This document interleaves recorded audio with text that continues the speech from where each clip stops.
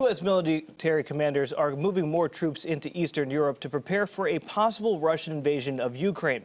Al Jazeera reports almost 3,000 extra U.S. soldiers are being sent to Poland and Romania.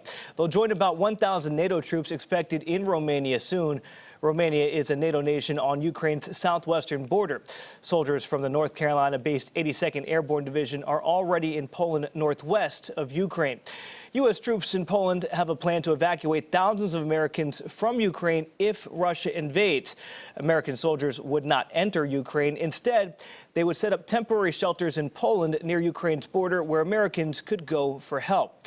President Biden is repeating his recent message, saying it would be wise for Americans to leave Ukraine now. There are about 30,000 Americans in that threatened nation. And this morning, we are talking with one of them, in Joel Wasserman, my friend from high school. I recently found out that he was living over there, and he was gracious enough to join us live on air. Joel, thank you. And I'm used to saying good morning at this hour, but it's good afternoon to you. All right. It's lovely to be here. Joel, the first question that a lot of people, including myself, have for you when we first talked, what are you doing in the Ukraine? So I came over here about 4 years ago to do volunteer work, particularly teaching English with guys who were coming back from the war. Now, a lot of Americans don't realize this is a crisis, a military crisis that has been going on for close to 8 years now. If your viewers remember the story of that airliner that was shot down over eastern Ukraine in July 2014, well, that was the early stages of the conflict. It's been fairly quiet for the past number of years, since about 2015. But I mean, this country's still been at war for going on 8 years now. And I want to ask you, you were actually in Kyiv, and I'm saying that correctly. We like to say Kiev here, but that's the Russian pronunciation. You were there about 2 weeks ago. You decided to move. Why?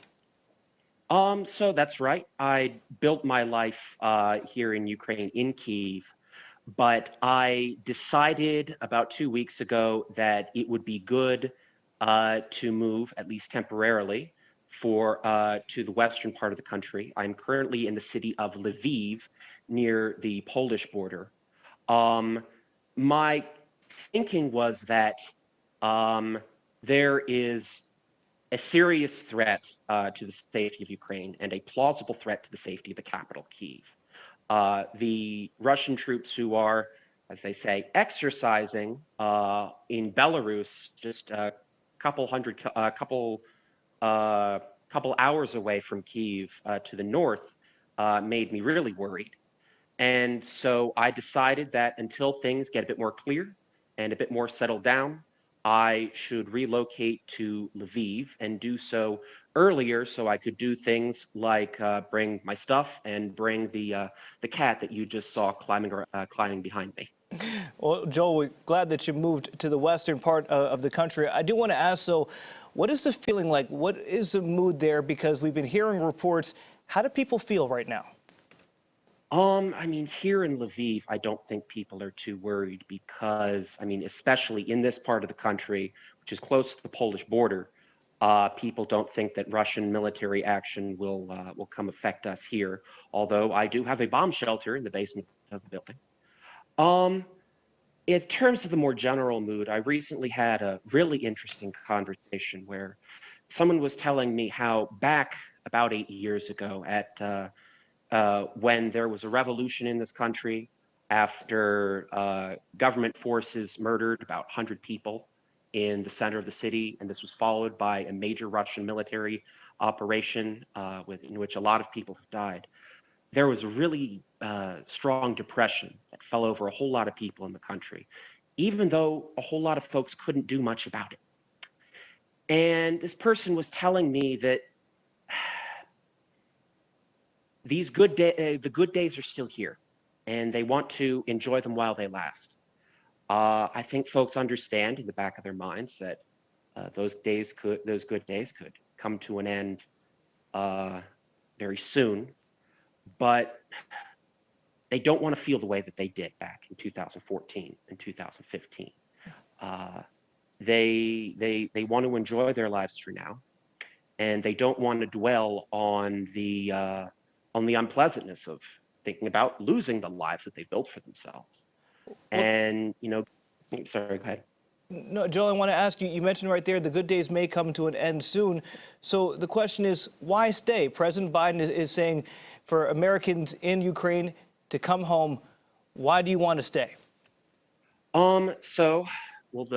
My cat, the little rascal who was behind me, would be rather, it would be an imposition to get him out of the country quickly. I also have my girlfriend here, and I would really rather not leave her behind. I feel pretty safe here in Lviv. I have taken all the reasonable precautions that I think that I should. The embassy has my contact information. I feel safe here, and I also feel prepared for any contingencies like cyber attacks, collapse of the banking system, collapse of government services, and things like that. My life is here, and I also kind of want to be in some solidarity with folks here who don't have the good fortune of being able to go back to another place to call home as easily as I can. And Joel, we have one more question. We're tight on time, but I do want to ask you this. We were talking about this yesterday. You know things better than many of us over here in America. What are your feelings? Do you believe that Russia will invade?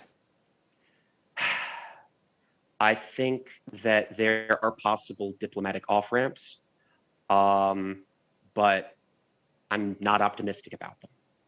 I think that President Putin has laid out some very ambitious objectives for Russian foreign policy that the United States and Ukraine and NATO are not in a position to give. And the only way for him to achieve those objectives is through a crushing military victory here. Well, Joel, thank you again for taking time out of your day. And Joel, stay safe, please. I will. Thank you for having me. All right, Joel. Well.